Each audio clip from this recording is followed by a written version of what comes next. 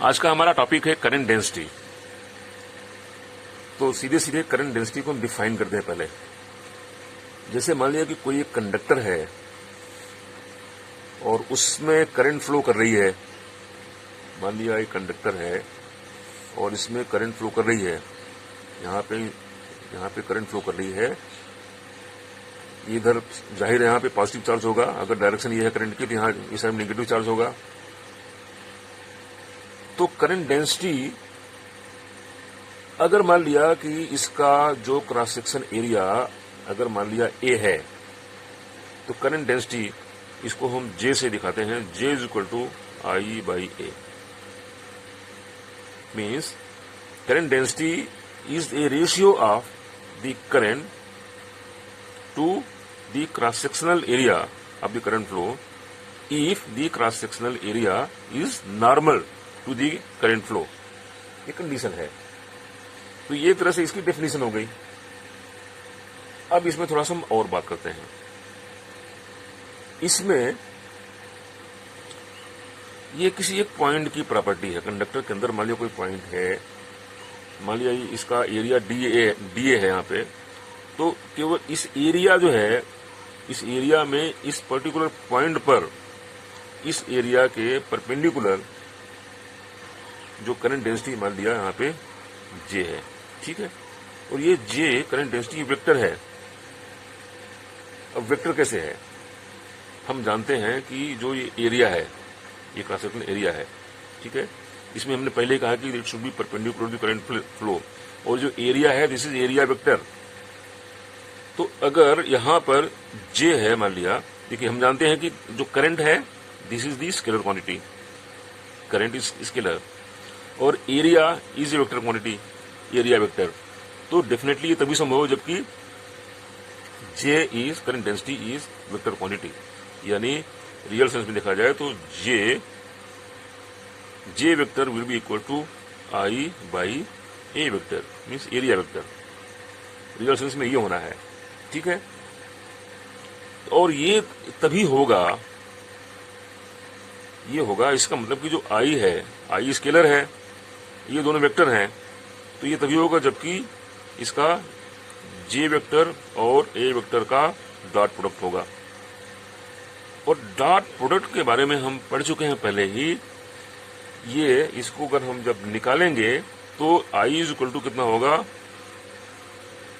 जे इसकी क्वांटिटी और ए इसकी क्वांटिटी इनटू कॉस थीटा, जहां पर theta is the angle between J vector and A vector, ठीक है। अब इसको हम इस तरह से भी लें। मान लिया this is the cross sectional area, ठीक है। तो यहां पर मान लिया ये क्रॉस सेक्शनल एरिया है जो कि नॉर्मल है, नॉर्मल टू द फ्लो। और हम इसमें एक और भी हम ये मान लें कि कोई क्रॉस सेक्शनल एरिया ये मान लिया जो कि नॉर्मल नहीं है। और ये जो है, इस एरिया वेक्टर की जो डायरेक्शन है वो थीटा एंगल बनाती है, ठीक है। मान लिया छोटा सा पॉइंट है, तो ये अगर मान लिया डी ए है, मान लिया डी ए, ठीक है। तो ये दिस इज मेकिंग, या पूरा का पूरा एरिया ही जो एरिया वेक्टर है, ये यहां से थीटा बनाता है, ठीक है, एंगल। तो उस कंडीशन में जब थीटा बना रहा है तो इसका जो ये वैल्यू है, इसका जो ये मान लिया ए है पूरा, दिस इज ए, ये है। तो ये कितना एरिया होगा? This will be, in that case it will be, जो ये वाला होगा, in that case D A या ए कॉस थीटा, मान लिया ए कॉस थीटा। अगर ये पूरा ए है, पूरा अगर ए है इस डायरेक्शन में, ये वाला होगा ए कॉस थीटा। और ये ए कॉस थीटा यहां पे मल्टीप्लाई करके ये आ गया, ठीक है। तो इसका मतलब कि जो करंट डेंसिटी है, current density is a vector quantity. Clear हो गया? और देखिए दूसरी प्रॉपर्टी, दूसरी बात यह है कि एक तो ये वेक्टर है, एक तो ये वेक्टर है, और इसकी जो एसआई यूनिट होगी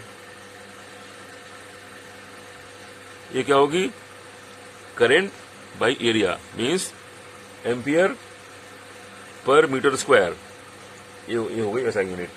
ठीक है।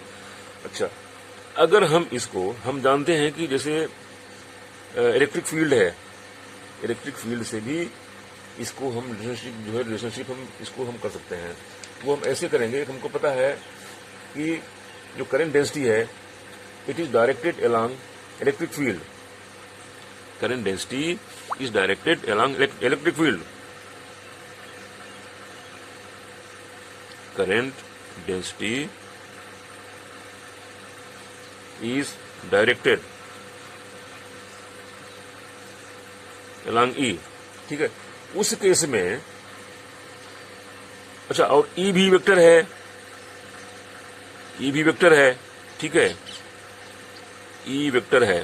ठीक है, उस कंडीशन में क्या होगा, we can relate J vector will be equal to sigma into E vector, जहां पर जो सिग्मा है, sigma is conductivity, sigma conductivity है। देखिए इन सबको हम यूज करेंगे आगे चल करके, सिग्मा कंडक्टिविटी है।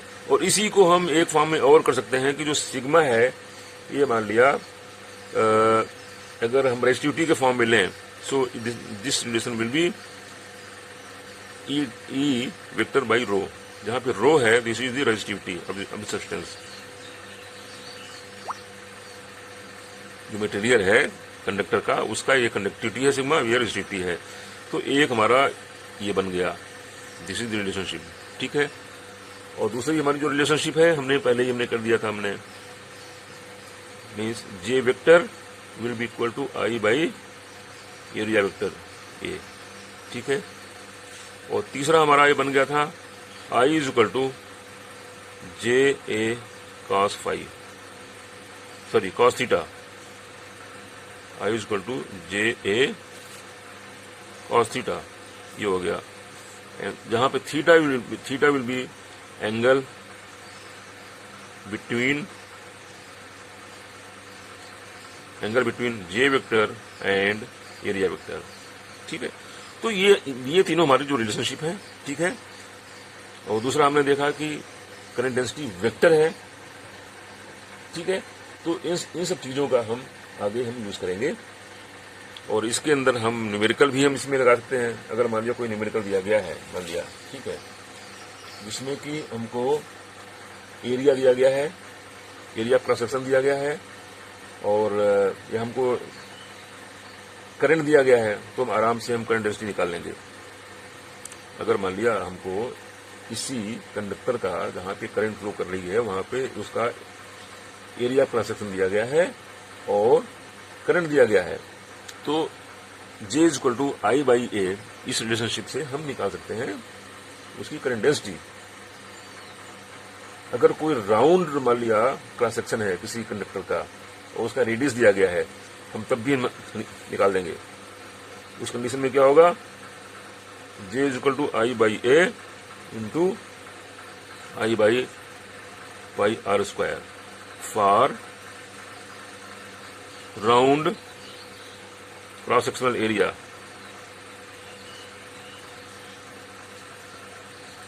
Of conductor. तो इसमें कोई एक अननोन हो तो इस तरह के हम कोई भी न्यूमेरिकल सॉल्व कर सकते हैं।